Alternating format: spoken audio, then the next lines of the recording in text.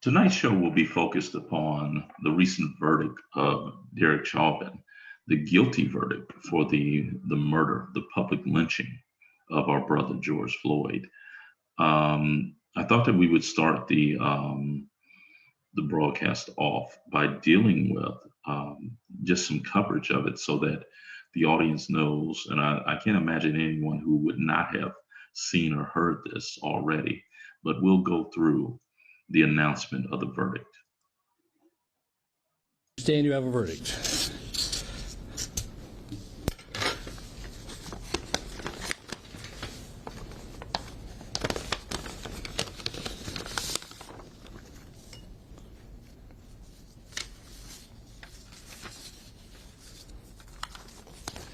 Members of the jury, I will now read the verdicts as they will appear in the permanent records of the 4th Judicial District. State of Minnesota, County of Hennepin, District Court, 4th Judicial District. State of Minnesota Plaintiff versus Derek Michael Chauvin, Defendant. Verdict, Count 1. Court file number 27, CR 20-12646. We, the jury, in the above entitled matter as to Count 1, unintentional second-degree murder while committing a felony, find the defendant guilty. This verdict agreed to this 20th day of April 2021 at 1:44 p.m. Signed, juror foreperson, juror number 19. Same caption, verdict count 2. We, the jury, in the above entitled matter as to count 2, third-degree murder, perpetrating an eminently dangerous act, find the defendant guilty. This verdict agreed to this 20th day of April 2021 at 1:45 p.m. Signed by jury foreperson, juror number 19. Same caption, verdict count 3. We, the jury, in the above entitled matter as to count 3, second-degree manslaughter, culpable negligence, creating an unreasonable risk, find the defendant guilty. This verdict agreed to this 20th day of April 2021 at 1:45 p.m. Jury foreperson 019. Members of the jury, I'm now going to ask you individually if these are your true and correct verdicts. Please respond yes or no. Juror number 2, are these your true and correct verdicts? Yes. Juror number 9, are these your true and correct verdicts? Yes. Juror number 19, are these your true and correct verdicts? Yes. Juror number 27, are these your true and correct?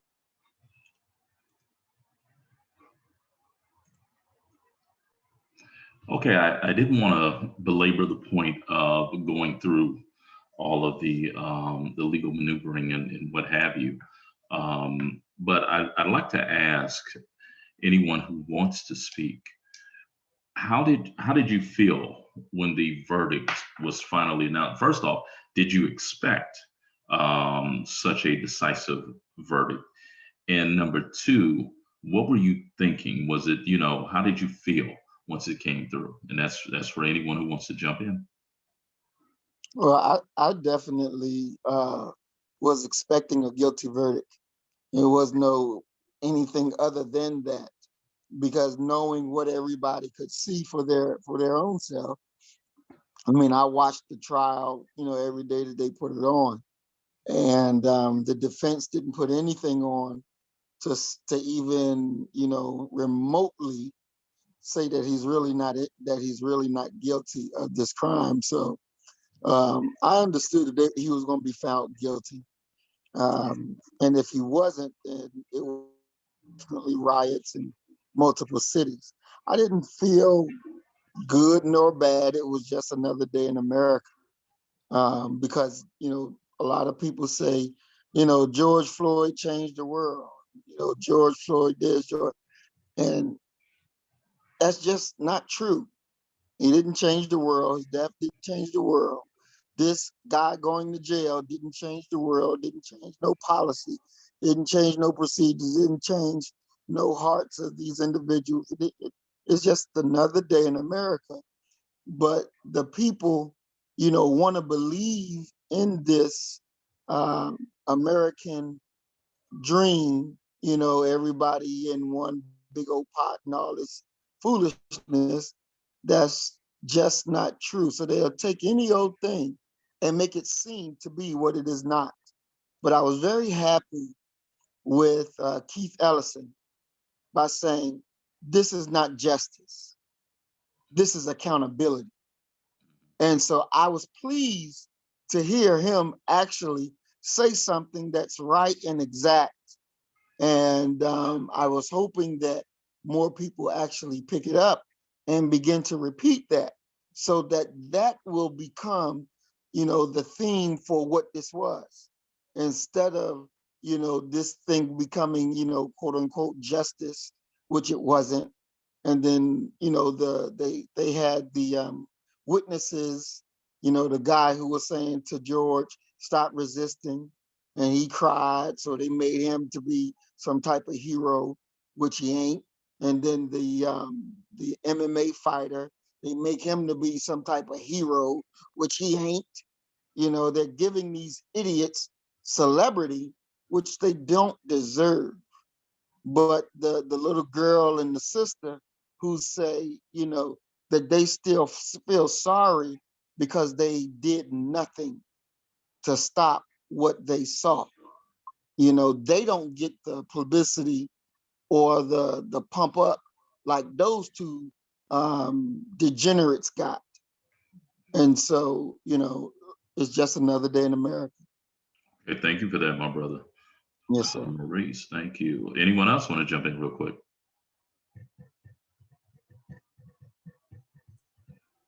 I didn't think I wasn't that excited about it. I was more like, just exasperated because it's like it took all of that just to get this. I mean, just a little bit here. You got to have a world of protest. White folk come out of the woodworks, black folks all over the globe. I mean, can't even affect this country, and they're out there, protesting.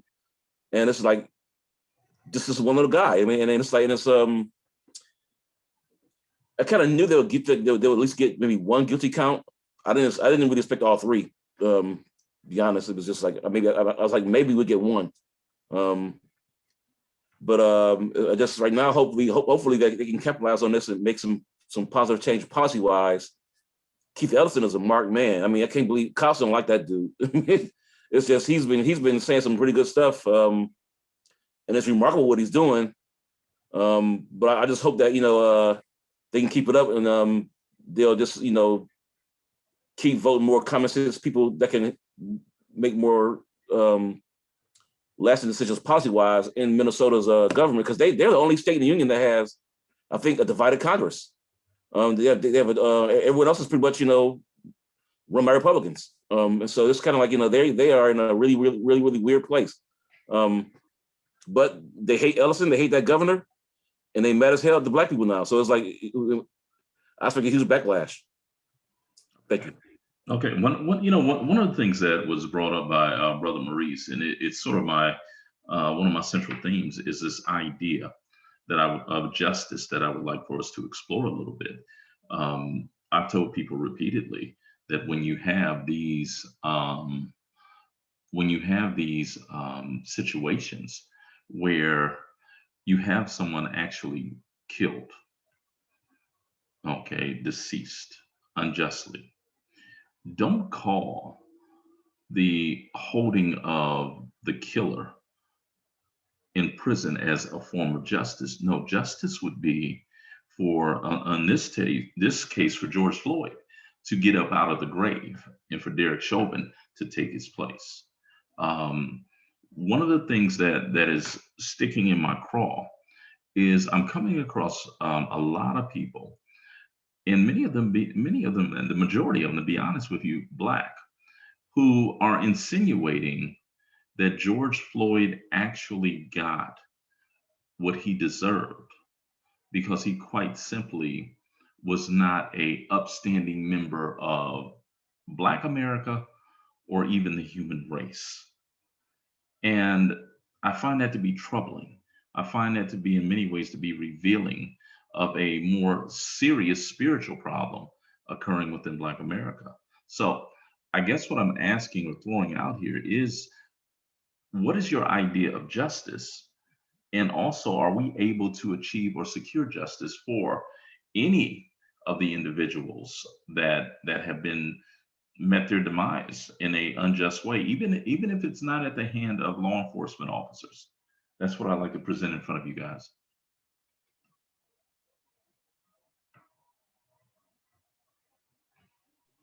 Well, that's a very good question. Um, will we be able to secure justice? That we will in time. Some of us will be, but the majority of us are um, are not man or woman enough or man enough, because that I believe that is the duty of the father. They're not man enough to take justice, and because the majority of Black men are not man enough to take justice, then they'll never receive it. They'll never receive it. They fear the words of a white man more than they love their own children. And we see this time in and time out. We see this right here. They fear the cracker more than they love their own children. And so when it's seen around the world, as they put it, this professional expert MMA fighter scared to come off the pavement because he said it out his mouth, I was afraid to step off to try to help him, you know, and they are psychologically damaged because they'll never be the men that they're supposed to be as long as they're afraid of white folk. And so even when dealing with justice, they don't know what justice is. Some of them thinking, well, they need to be fired. That's justice. That's not justice. So with the majority of the populace, the majority of Black folks not even knowing what justice is. And so these that go on TV and get to speak, unfortunately, they speak ignorance. And unfortunately, those who say that George Floyd deserved what he got because of the class of person that he is, it shows how sick they are. And it's these kind of people that prop up fake white supremacy. It's these dummies that keep that pot propped up. And so what definitely has to happen is that our message has to begin to rise. Because if our message don't begin to rise and don't begin to penetrate the hearts and the minds of everyday common Black folk, then things won't change. It will stay that way. And this is something that we have to understand. The enemy is never going to give you justice. Never. That is something that we take. Just like the enemy can never give you freedom. He can never give you, there's no piece of paper, ain't no constitution gave you anything. Your God gave you the freedom of speech, but we relegate that to a piece of paper and be wondering why I don't get treated right. Because you done made your God a piece of paper that was given to you by this white man. And I rest my mic. All right, thank you for that, brother. Thank you. Anyone else want to jump in real quick with commentary behind Brother Maurice? I have a question. Go right ahead, Sister Danielle. I guess my question is for Brother Muhammad. What's the position, if there is a position? I honestly don't know.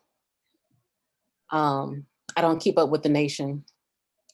But is there a official position from the nation with regard to justice in the way that you're talking about? And if so, what does that look like? I can't imagine any other organization to exact justice in the way that you suggest other than the nation. So I'm just curious, is there an official stance on this? Yes, ma'am. Okay, and what is it? It's just what I said. You don't go to another man asking for justice. You take it. So, You know, that's what they're doing now. I mean, I'm saying, is it in place? Is it? I mean, none of our, no member of the Nation of Islam has suffered any of this. No member of the Nation of Islam has suffered this. And so we're taught a discipline, and we know if this is to happen, this is our response. You know, it was like Remember. one year, the minister in Philadelphia was going to lead a march through Gray's Ferry, and the minister told our minister, and he met with the mayor because the mayor called Minister Farrakhan and said, "Hey, can you stop this?" So the minister told the local minister, "You know our law. If a fight break out, we fighting. We gonna do what need to be done. But you got people that's with you that's not following our law. So even if you engaged and then you selling people back up, some may not back up, they may continue to engage. So that could be problematic. So for us, our thing is that we engage. If a police officer pull his gun and he pull that trigger and it go click and no bullet or nothing come out, you whoop his ass, take that gun, and you pull it in your hands and you pull that trigger. This is what we are trained to do. Okay, are you saying that's in the event if it happened to a member of the nation? Correct. Yes, ma'am. So when it's not a member of the nation, you're not given the authority to do that. If we see it in progress, then Okay. we are. If we're there and we're watching something happen, yes, it's our duty to take charge. Now, unfortunately, in George's case, none of us was there. But if we were there, then George would still be living. I guess I'm struggling a bit to understand. Is the nation for? I'm just trying to get understanding. Is the nation for the nation or for Black America? So I guess what I'm trying to figure out is that if something happens to the Black community, you're not given license to intervene. So we have different agendas going on, right? Mm-hmm. I don't know. I'm just confused. I'm confused. So this is, and I know where you're going, and this is how it is, right? So we got the FOI, who are, that's our military. We are trained to handle business that need to be handled. Now, when we go into the communities to teach our people, right, and to get them to change what they're doing that's, a negative, if they choose to follow, then that's a benefit. Whether they accept to be Muslim or not, but they change how they do things, that's a benefit. If they do not, right, and then something happens, and then we go in to deal with whatever happens, right? So using George Floyd, okay. So we go in and we say, well, we're going to go and get Derek Chauvin, right? Because that's pretty much the only thing he could do at this point, get him and kill him. Then what about our children? What about our families that we are leaving to go and do what needed to be done when they didn't do what needed to be done by themselves, right? So it's about, they got to accept personal responsibility, right? We know that people need other people to help them fight, right? But you got to be willing to do some of that fighting yourself. That's why the minister opened up FOI class and gave the training that if you want to come and learn what we do, you want to learn the security, come on. And it was open. That's when you had the justice or else. And so we opened it up. So any of our people that wanted to come learn and say, hey, look, we're going to secure our community. And they do that and they make that commitment, then we move out. But unfortunately, we opened the doors up. In some cities, people come out, but the majority of our people, or in a lot of different other cities, that did not happen. That Right. didn't happen. So, they have to accept some personal responsibility when ministers open it up, say, come on and learn, because it's about taking justice now. The call was given, but the call, unfortunately, wasn't answered by many, except in Atlanta. Atlanta, they did have a nice turnout and it kept going. But the other most places, when you begin to understand when you're in that training, and they're not training you to just break somebody's arm and be okay. The training is not that. So when you understand what you're really dealing with, and that the man next to you, if he's FOI, he doesn't have a problem doing it to the enemy. A lot of people, men, can't accept that responsibility. And for whatever reason, they fall off. And, that's one of the missions of B1, that we can take our brothers and we teach them what need to be happening, and deposit into them that same spirit, that same will. And they don't have to worry about, well, let me go to them. I don't have to go to the mosque and, do this and do this. I can come here and get the same teaching, get the same instruction, and hopefully get it and be able to be ready to handle business when it needs to be handled. Yeah. I guess I'm not knowledgeable about all the workings of the FOI or Northern Nation, but I guess I just assumed that because I just assumed couple of things. One, that the agenda was for all Black America. And I guess I assume that you have a logistics already in place among the FOI. So I do understand what you're saying about personal responsibility and people who are not, taking that call. But you have a nationwide, I'm assuming it's nationwide, FOI is nationwide across Mhm. major cities that could push back immediately. And I guess I assumed that was that would happen, I guess, without, regardless of the status of the individual, or, whether they were a member or not. So, okay.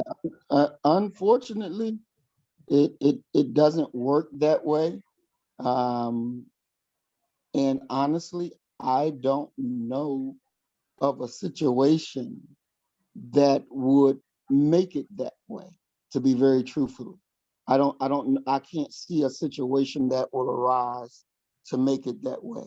I mean, as you see in history knows, Muslims are pretty much peaceful, but when the police, come after us, then we deal with it. We Mm, have a history of that.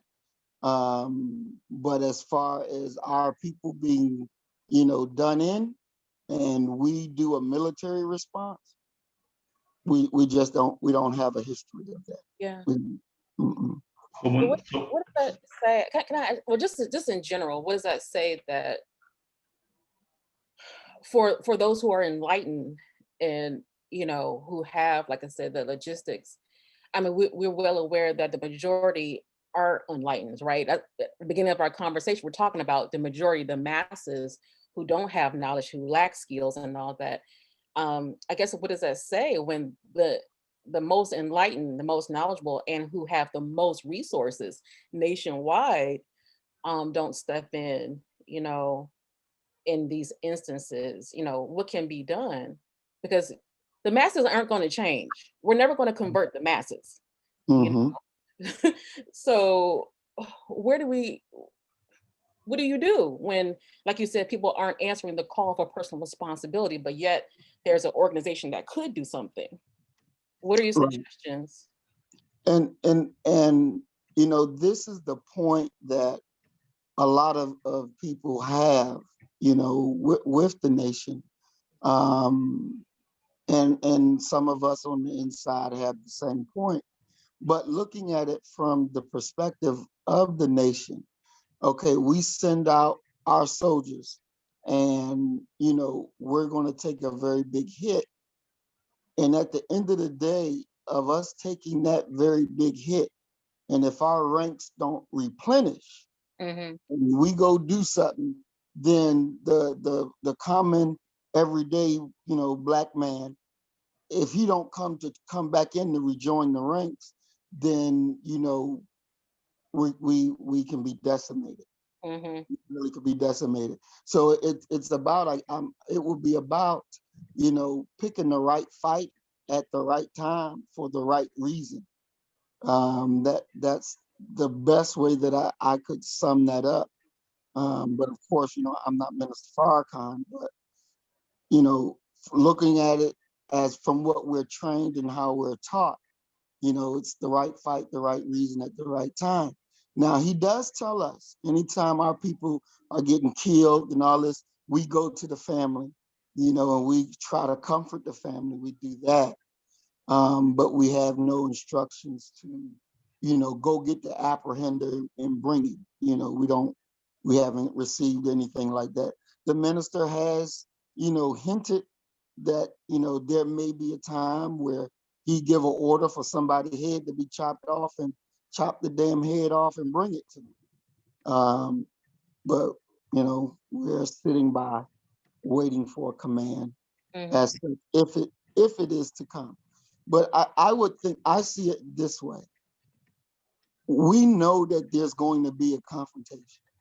And so hopefully those members that, like myself, who build our own organization and is teaching our people and getting them ready, that when that time comes, then we'll be ready to do what need to be done in the manner that it needs to be. You see, because you see people lined up quick for infact, right? Get their gun and they line up quick to go and do their little protest. But you done had so many people killed by police since then, and they ain't killed nobody. And we the ones with the guns saying that this is what we gonna do. And you ain't killed nobody. You ain't killed nobody. So, it is what it is. But believe this, that, like my organization, we are preparing and we are training and we are teaching our people to get this done. This is how we are. This is what we're about. So I'm sorry, my last question. Are you teaching I know your organization specifically, as you mentioned before, is will make up different kinds of people, wouldn't be just a nation. But are y'all training? Will y'all train people who are not members, or this will be training for only B1? Well, yeah, because you gotta recognize that you're Black first. If you don't recognize that you Black first, then no, we don't, because we don't know, whether the government sent you in here or not. But if you come in saying, no, I ain't Black first, no, we want to deal with our people who understand their responsibility to our people, and they understand that and they willing to live that type of life for the betterment of our people. Then come on and let's get it together. Okay, thank you for explaining. Yes, ma'am. So when we talk about this Derek Chauvin guilty verdict, do you see this as a notable moment in the relationship of Black folk in the judicial system in this nation?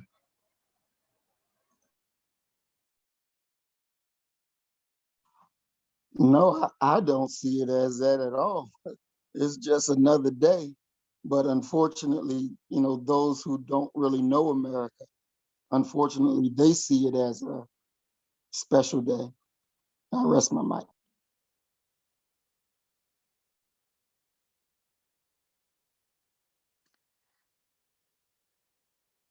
Do I need to raise my hand or can I just jump right in?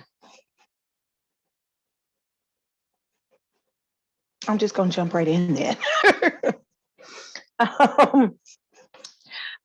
I think that it is, I don't think that it's necessarily a game changer. I look at it as potentially maybe a game changer for that local community. While George Floyd's murder, you know, took the whole world's attention, you know, and everyone was watching it, and there were protests all over the country and in other parts of the world. You know, the reality is that when it comes to our police forces in America, those are local agencies that are controlled by local boards, you know, city councils, you know, mayors have influence over that.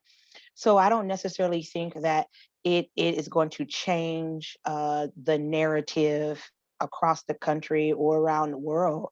But in that local community that was having some challenges with that local police force, you know, and a member of their local community was killed and murdered in plain sight by a member of their local police force, and it was a jury of people from that local community that convicted him. I think for that particular community, for that particular city, I think that there may have been a message that may have been sent with this verdict for that city, for that local police force. But I don't necessarily see it as changing the narrative across the country, around the world. And I yield with that.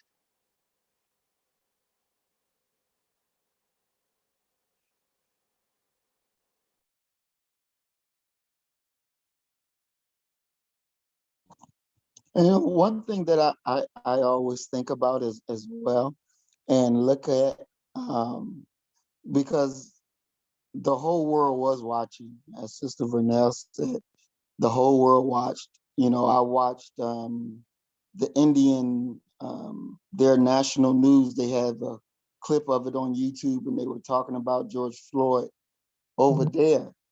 And one of the things that is that I find very interesting is that even though all of these different countries that report on it, and at any given time, if somebody wanted to bring a case against America to the UN, just like America does for Iran and China for human rights abuses, and they can see, turn on the TV, and you see Black people's human rights abused very frequently. But they don't pick up and say, hey, let me put this claim against you here, you know. And I think part of that is because when they all look at us, and no matter whether you're looking at us in America or in Africa, in any country in Africa, they see a people that's relying on white people to do for them. So just like ISIS is fighting in different countries in Africa, and the presidents of these countries is going to the EU and Europe and begging them for help. You got your own country, you got your own national resources, and you can't build a functioning army that will deal with this type of business. So they look at us as, you know, hell, if you ain't gonna care for yourself, why should we care for you? Let us keep using you and taking what you have to offer and using it against you. So I really think that if we don't come to terms with our own responsibility and then get up and make it happen, then we're just on that Ferris wheel, you know, like the little hamster on that wheel, and just keep on running, and we never move any place. And so I think that has to be, you know, the mission of our time, is to be able to just not respond when something is due, but let's be proactive in order for us to be successful. And I rest my mic. Okay, when we talk about this idea of being proactive, of course, I like that idea, getting away from being so reactionary. How could Black America have prevented, not necessarily the actual killing of what Derek Chauvin did, but are there things that we could do as a community-wise, that would have been able to aid a figure like George Floyd, maybe not end up having the life that he had. And we all know it's kind of, it reminds me of Richard Wright's great thing, where he's talking about Bigger Thomas, and he says that he's known thousands of Bigger Thomases, and if we really looked in our own hearts, we know some Bigger Thomases as well. Some sort of down on your luck, hardcore employable type of cats who have some other problems. We all know these guys now, guys and girls. Is there something that Black America could do in regards to taking care of our own? To prevent them from being so down and out on their luck.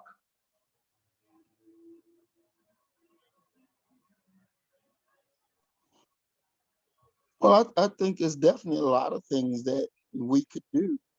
The problem is that as a unit, as a people, we don't have that kind of rah-rah spirit to make it happen. We'll talk it, but really at the end of the day, we ain't gonna bust no grape. And so we have to look at, nobody want to deal with no white woman and she crying and pick up the phone and call the police. Why? Because that white woman tears can get you killed. That's a period point blank. We know that this is actual fact. That's a period point blank. Why? Because you were taught you will respect this woman or you're going to pay with it for your life, with your life. Now, and this is the language that these demons understand. So we got to be proficient in speaking that language. So, where you want to start with Trayvon, you want to start with Mike Brown, but if we, when they killed one, then we go kill them, right? They gonna be understanding the message. If they kill one, and then even if we gotta destroy something, but it can't be where we live. We have to be able to inflict pain.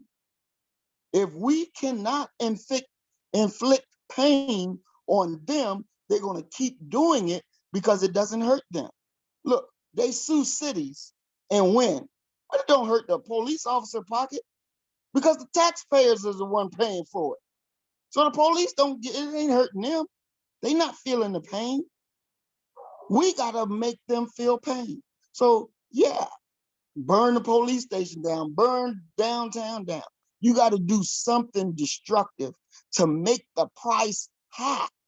When you make the price high enough, then people are gonna be like, hey, look, y'all need to straighten this stuff out.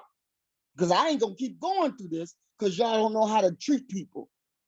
And then you'll begin to turn the tide. Why? Because the price is too high. And we have to be able to relate and understand that that's how it works.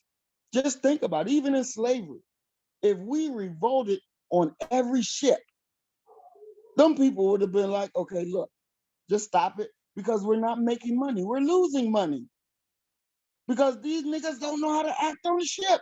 They're not going with us. They revolting and we're losing cargo, we losing ships, we losing men because the price is too high. You kill Black people, ain't no price. Ain't nobody gonna feel nothing. And it keeps going on and going. That's why each and every one of us that are still alive, we're still in danger. We're still in danger. So we gotta understand that. That's why I don't get upset when Antifa go out and do what they do. I appreciate Antifa doing what they do. I just tell Black people, don't join them, but don't stop them either. Root them on, then if you can't go burn the shit down, root them on and tell them to go burn it all down. We gotta inflict pain because that's the only thing they understand. And I rest my mic. Thank you for that. Anyone else want to chime in on what Black America can do to prevent our people from ending up in such dire situations? Is there anything that we can do?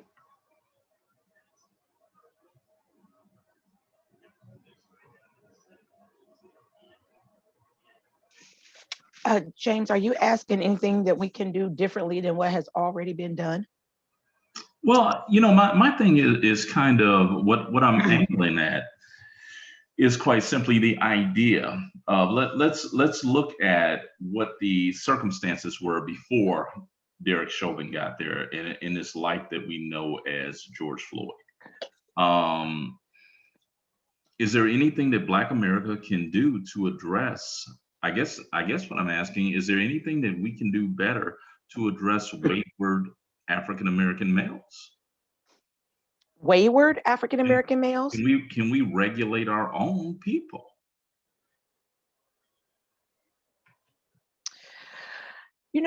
I think this goes back to a point that I think it might have been Sister Danielle made a few weeks ago, in that the Black community is not like a monolithic entity.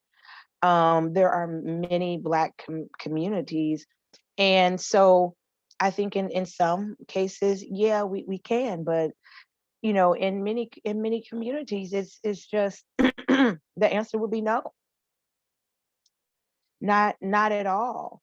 And then we say, well, then what's the fallout of that? Like what's the fallout of that?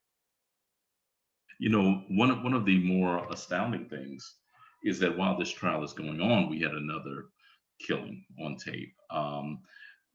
Basically, hours after the verdict, we have the shooting of the young sister in Columbus, Ohio.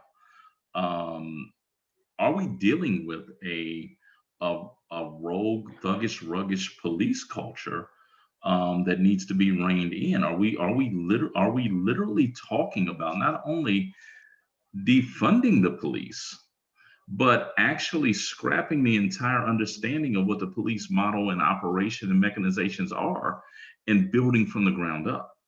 And if we are talking about that, what are the possibilities or what does that look like?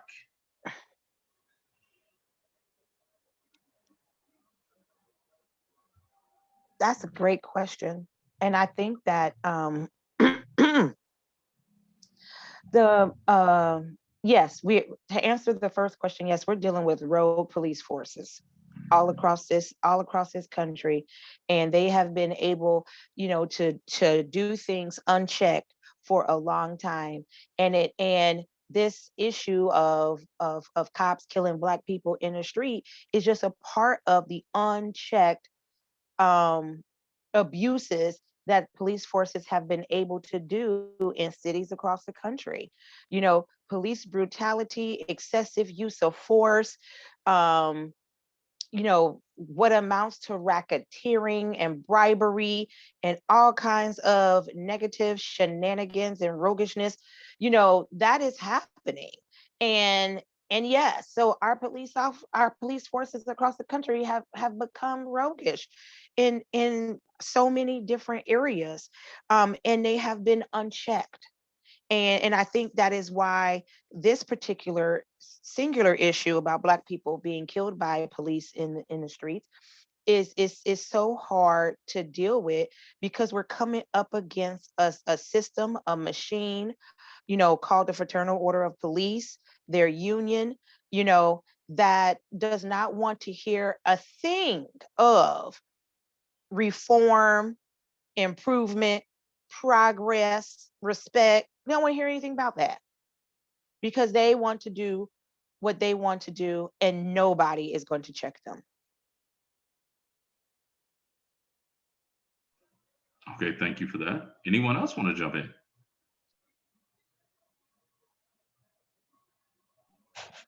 And that is a good thing. What does that look like? Because that whole system has to be scrapped and done away with. So, like, we know one of our pillars is that, when we take office, everybody on the police force that's not Black first getting terminated and replaced with Black first police officers. Why? Because they understand that they're there to serve, to really serve the people, not be, the slave catcher from the way y'all they started the whole thing. So we're coming in with a different way to be, a different, we don't even want to call it quote unquote policing, but a different way of serving the community. So there's two things that has to be done. That system has to be done in a way and replaced with a better one that's more natural. And then the people have to also be taught, because it's a working relationship between the two. And so you got to do two things on both ends, because this current relationship that so-called exists is not a relationship at all. It's a clash. And it's been a clash ever since the establishment of policing. It's been a clash, and it's going to stay a clash, because it's always, that's what it was created to be. And that line that runs from the inception all the way to the day is still the same thing. So we have to do away with the old, get rid of it, restart again with another one set on a different mindset. And then also teach the populace, you know, how to deal. We got to teach people the proper way of handling people, the proper way of handling people, proper way of getting along with each other, totally on a different basis. That's the only way that we're going to be able to get out of the atmosphere that the enemy has created, because it's not created for the productive life of not just us, not for them either. But they too dumb, the poor ones too dumb to realize it. So, you know, these are the things that we got to do. As they say, think outside of the box. We got to create our own world. We really do. Because when we're out there, we're walking in the creation of the enemy's world and his systems. And he made those things to be the way that they are. They were made that way. And so we have to have the understanding that that system and us can no longer exist in the current relationship that it is. You will just be feeding your children to the slaughter. I rest my mind. Okay, I want to read one of the questions. We're getting some questions in the chat that Sister Regina provided, and I know it's partially in response to my asking about these officers being rogue and what have you. And the comment is, it's not rogue or unchecked if that's what you are hired to do. The question I would present to you guys, and it's a rather frightening one, but it certainly has some historical precedence behind it. Um, are these law enforcement officers literally being hired to terrorize Black people, or are they being hired to serve and or protect property and human life? God knows we have enough examples that maybe they've been hired to do roguish things. What are you guys thinking? Yeah, I don't think we have to guess whether or not they've been hired to do that. I mean, we see that they've been hired to do that. We see that they're not being punished when they do that. We see, if anything, they're being rewarded when they do that. And they may not be rewarded by the police department proper, but then they set up GoFundMe accounts and citizenry rewards them. So I think we have to recognize, it looks like Brother Maurice is talking. I don't know if he's talking to us or someone in his background, but I think we have to recognize that these people absolutely are doing the job that they've been paid for. We know that there are conversations that happen without us being in earshot, where they most certainly do set up for our design. They design for our death and murder and destruction. That's not anything new. And we shouldn't, part of me feels like we don't, now is not, this is not the time and space where we should be wondering, are they really trying to do this? Are they really out to get us? Yes, they are. We know they are. The question is, how do we defend ourselves? How do we properly defend ourselves? Yes, we can talk about we need to have our own, but then how do we do that? If we create our own police department, or forget a police department, because then that requires public buy-in. If we create our own security company that monitors our own neighborhoods, how do we do that? And I'm thinking, where I'm at today, because I'm in Columbus, Ohio, and I'm infuriated today. I've spent my whole day absolutely on fire for the fact that a 16-year-old child that looks like my baby's was murdered, gunned down in the street in broad daylight when she called 911 for help. I'm so on fire about that bullshit. So what I've been thinking about today, because, you know, it gets complicated. You can't just up and move. You can't just up and stop paying taxes. So I'm thinking about how can I use my platform as a philanthropist and really hit these motherfuckers in their pockets.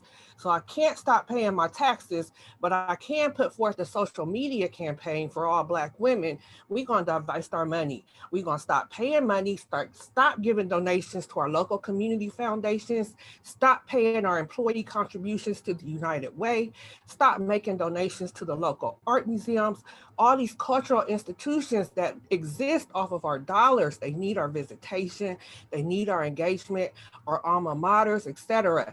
We need these leaders to start speaking on our behalf, advocating on our behalf. City Council, my mayor, Andy Ginther, doesn't care what I feel about Black children getting murdered in the street. If he did, it wouldn't happen. What he cares about is when certain families come to him and be like, look, this ain't good for our city, you know, and I don't have that influence, but other people do. And they're not going to listen if I say I'm not going to spend my money in your business. They don't care about that. But if I can somehow hit them in the philanthropic pockets, and I still feel, I'm so on fire, and I'm sorry, like I feel like I'm going on a tangent, but I'm not. And so I just keep thinking about, you know, the TEDx talk that I did and how William, you know, W.E.B. Du Bois put forth that call to action in 1896 for Black people to start exercising strategic unified philanthropy as a solution to our problems. And we've tried so many other things. We've tried education, we've tried repatriation, we've tried so many other things. We have yet to really dig into that tactic. And I feel like that is a way that we can push for other communities, other people to advocate and value our lives in ways that, and they'll be heard in ways that we won't. The days of fighting in the street is over. I watched the Fred Hampton interview this morning, and it's from 1969, I believe. I may be wrong about the year, maybe 64. But he was talking about basically fighting in the streets. Do we take it to the streets? And his response was, hell no, we don't do that. These motherfuckers are out, we are outgunned. We are, you know, we can't compete with that. And it's a foolish tactic to try to even ask our people to risk their lives in that way. And he also brought forth the point, which I thought was really interesting. That's what they want. They want us to react. They want us to get angry and go on the streets because they know we're outgunned. They want us to react and be confrontational just for a further excuse to murder us. So yes, it is by design that they're murdering us by design, and they do have that direct order. I believe that. Absolutely. I'm sorry I went off, but I'm so on fire today because they over here killing our babies. And it's just like nobody really cares. My city is making excuses for that bullshit. The Black men in my city are going on public record like the baby deserved it. And I'm so over it. I'm going to stop because I need to take a break. I got to hit the. Okay, thank you for that, and definitely don't let that fire extinguish. But you know, listening to you, I think that you said the two key words, to be honest with you, that hold at least half of the potential, if not all, of the potential for our liberation. Solidarity and strategic. And if we can be strategic and have solidarity behind it, you know, the plan that you're putting forth, it will work. Because let's be honest, that you know their God is the dollar, and the people who can really make a difference in regards to this in an expeditious way, we got to get them to care. And the only way to get them to care is through that dollar, it appears. So yeah, don't lose that fire. Don't apologize for any of that. Okay. Anybody else want to jump in here? I think that, yeah, I think one of the things that she said that resonates with me is that it takes more than us. You know, it takes more than us. Structural racism, the delusion of white supremacy, it is not a Black problem. You know, it's not our problem to solve. We didn't create this system. This is white folks' problem to solve, um, and I think that we as Black people, when we want to go up against this, it can't just be us. It cannot just be us. So you're calling You for know, coalitions? yeah, it has to be. I mean, because the thing about it, and I think this is the reason why white supremacy has been able, or the delusion of white supremacy has been able to progress for so long, is because all of the groups of people that are being, victimized and oppressed by it, we have never ever tried to work on this thing together. You know, it seems like, oh, we are at a tipping point right now in this country when it comes to anti-Black racism. We are at a tipping point. And and so while, voices are being heard, people are rising up, it feels like something, it feels like we're at the precipice of something, so then now you got this white person over here going and killing all these Asian women, right? And people want to call it Asian hate. That's just white supremacy. That's just good old fashioned white supremacy going in another direction.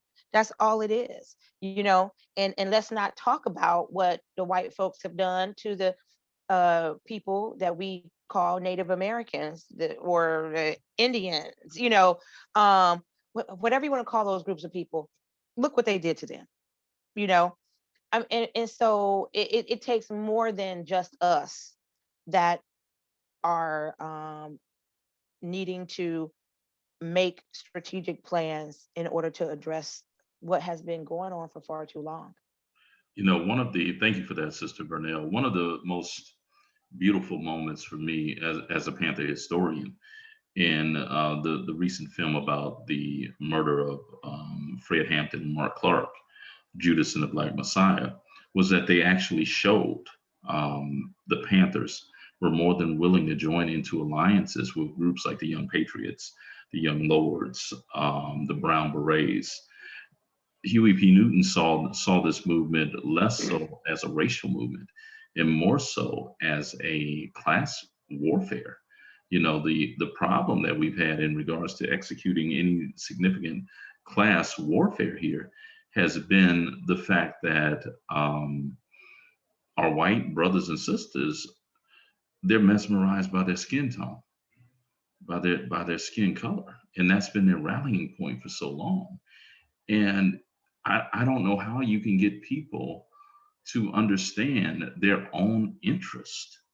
And your interest is not, and this is speaking to white America, your interest is not in white world supremacy.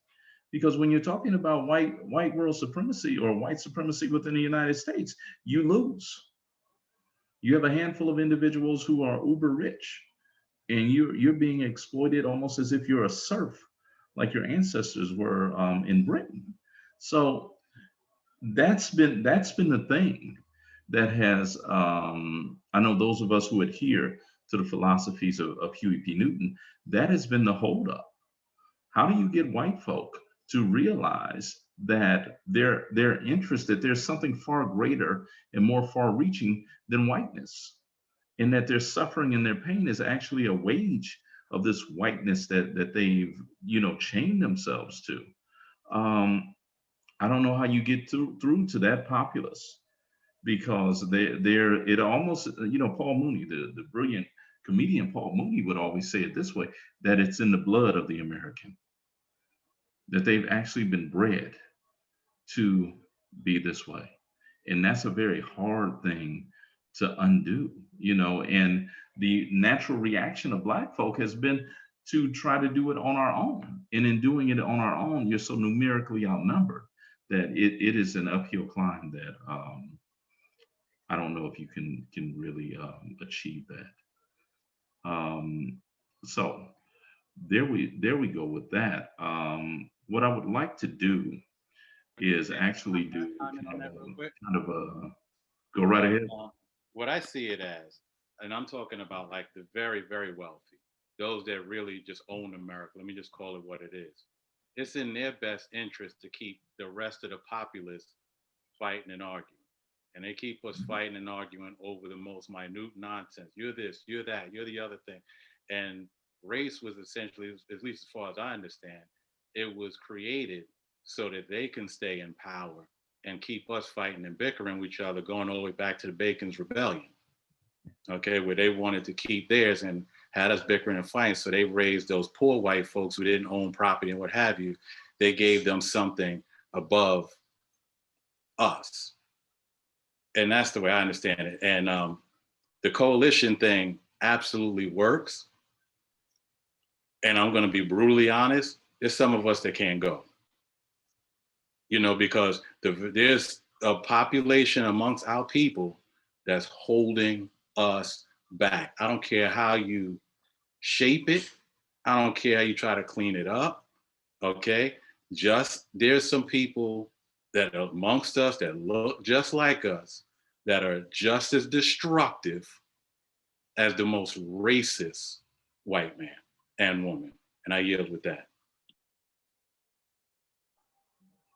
All right, thank you for that. Agree. This thing of race. W.E.B. Du Bois said it in The Souls of Black Folk. He says quite simply that the problem of the 20th century will be the problem of the color line. And in many ways, that's one of the flaws that I find with Du Bois's scholarship, one of the few, because I believe that he should have extended this into the new millennium, that the racial issue is still here. And it's a very weird, position to be in right now, because you see all of these whites who are out here marching with the Black Lives Matter. They're out there with the George Floyd thing.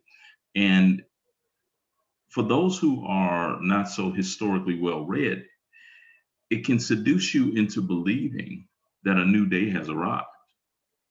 And in actuality, if you go back to the 60s and you look at who was at the Panther rallies, who were the most radical elements, they were white radicals.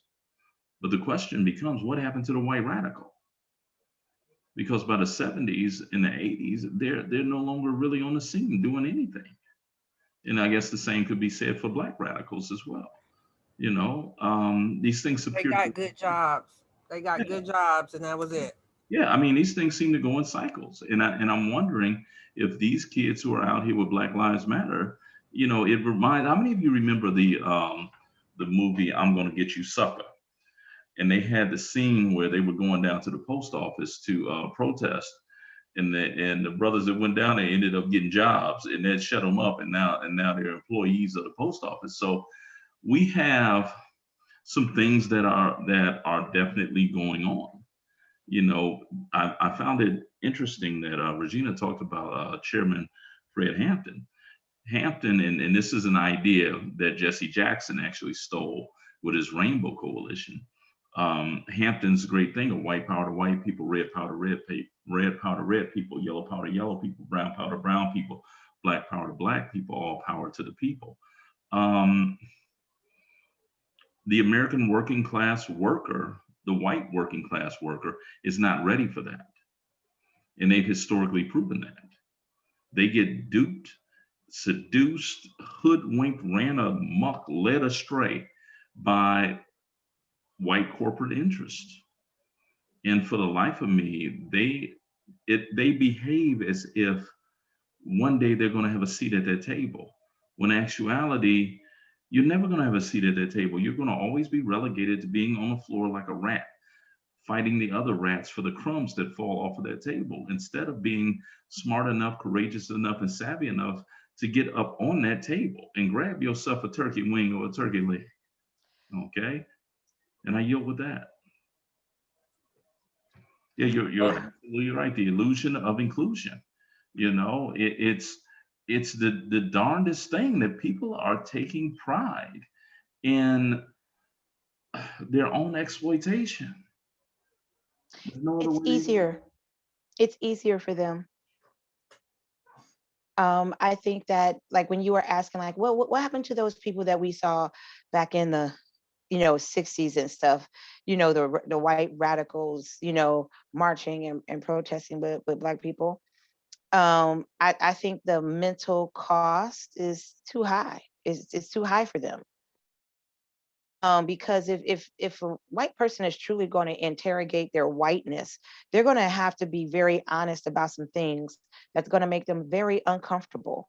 They're going to have to be very honest about things in history in their own families. That's going to make them very uncomfortable. They're going to have to admit that their great grandfather was a horrible human being, that did atrocious things to a lot of people. And people don't want to do that. That makes them uncomfortable. And that's where your day-to-day privilege that you enjoy today flows from. Exactly. And so therefore, instead of interrogating that, I'm going to do what I can do to make myself feel better as a human being, to say that I tried and I rallied out there, and the same old white people that say I marched with King, they're gonna do that to make themselves feel better, and then they're gonna just quietly resign themselves to a private life, taking advantage of that privilege.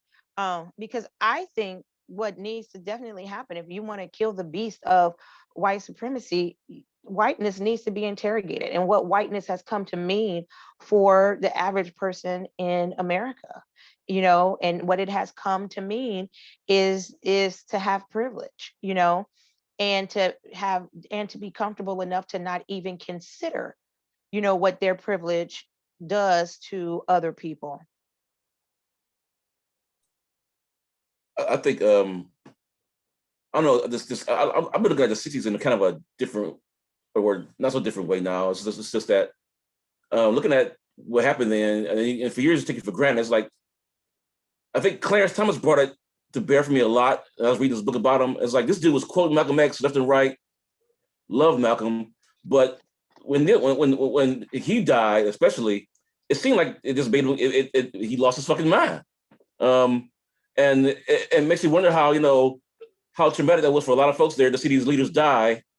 And then James Baldwin wrote a lot about the discouragement that came about when Reagan was elected. I mean, I was too young to know about it then, but I remember my family arguing about that a lot. And it seems like that's and I heard a brother, I think it was Eddie Glaude, compared it to pretty much to Trump today. Reagan was back then to the movement and stuff, and it just kind of made a lot of folks discouraged, and people tend to scatter. And from the '80s on, somebody you mentioned earlier about this George Floyd guy being a drag on society, and certain Black folks saying he's the wrong kind of Black to go behind or whatever. I mean, that was the '80s for me. Growing up, I mean, every interaction I had with the police in the '80s, from stopping us on the street to frisking us on the street for whatever, being in front of a vacant house, they were called by Black people, and things happened because of that. Older Black folks in the neighborhood, and NPR had a story not too long ago about this defense attorney was saying how this young kid was basically around a bunch of white folks in the courtroom because it's this Black judge in Baltimore. It was a Black prosecutor and a Black defense attorney. He said that the Black judge told him Martin Luther King would be ashamed of you because the kid got caught smoking a joint or whatever it was, and he's sitting in the jail. But he's like, man, Martin Luther King wouldn't send the kid to jail at all. And so it's just there's a certain class of Black folks, I think, that I'd rather get rid of them than get rid of so-called dregs like Damon mentioned earlier. I think there's a certain class of Black folks who don't want to interact with poor people, who don't want to interact with Black middle classes and such. They are worse than the poor folks because they don't want to really change anything. And it seems like they are worried about, I guess, their own access to power as well. And I think that's who is they? When you say they, who are you talking about? Well, a certain kind of a Black, maybe middle class elite. I forget the brother's name, but he mentioned how these folks that kind of what I can equate it to, folks who rally behind Cosby's pound cake speech, so to speak. And then basically, you're saying these kids today where they call each other nigger, they're wearing their pants hanging down, they're not doing anything right, they're not keeping their part of the deal. And they're saying, and I remember some arguments, they're saying people like George Floyd or these kids they deserve probably get what happens to them with the police, so to speak. And it's a class thing that we just don't really deal with in our community, because right now, I think it's forcing us together. But if not for these events, what would happen? Because this girl in Columbus, she's technically lower class. She's a foster home youth. Probably was doing, I don't know how she's doing good in school, but some folks will probably say they question their parents. They question whether or not she's doing anything good in school, or I think I saw some coverage that said she was an honor student. Yeah, and it's like so what's, I mean, in order for, and that's what I admire about the BLM movement. They're saying, hey, you don't have to be some kind of super respectable Negro to deserve a chance at life and not get slaughtered by the police in the street. I mean, George Floyd matters just as much as LeBron James, so to speak. And I think I like that. And I don't think it's fair to say, well, these people are holding us back. And I think we've been through that already with the 80s. And I think we should let that shit go. I yield. Wow. Thank you for that, my brother. Thank you. Vernell, do you want to jump in? Well, I was just going to say that I agreed with Damon when he made the comment that there are some Black people that are just, that are holding us back, that treat other Black people so horrible, just as horribly as the most racist white person. There are Black people like that, and for them, I agree with Damon with that. At the same time, I agree with OG, and yes, James, I'm calling him OG. When he says that everybody's life is valuable and worth something, and it doesn't matter if a person was not contributing to society in the way that people think they should, and they got killed in the street by the police. Like, no, if that was unjustified, then their life is worth just as much, and it needs to be addressed just the same as if that person was, as OG mentioned, LeBron James. So I agree with both of them in that. Not that I'm just disregarding the lives of anybody, but when it comes to like Black progress, there are Black people who want no part of Black progress, no part of Black achievement or Black success. And for them, they can go do their own thing. The rest of us will be over here, thinking of a master plan. So. Oh, look at you gonna try and throw Rakim in there at the end. Well, we've reached our time limit, and so we're going to be taken out in the way that we love to be taken out on Manhood, Race, and Culture. So I pass the mic to my brother Maurice and allow him to do what it is that he does. All right, thank you, Doc. Another excellent program. And love everybody as always. And as we always say, you kill the nigga in you, I'm gonna kill the nigga in me, and our God will reign supreme. We are Black first, today, tomorrow, and forever. Love you, family. Assalamu alaikum. Peace and blessings. Shalom. Peace, my brother. Peace.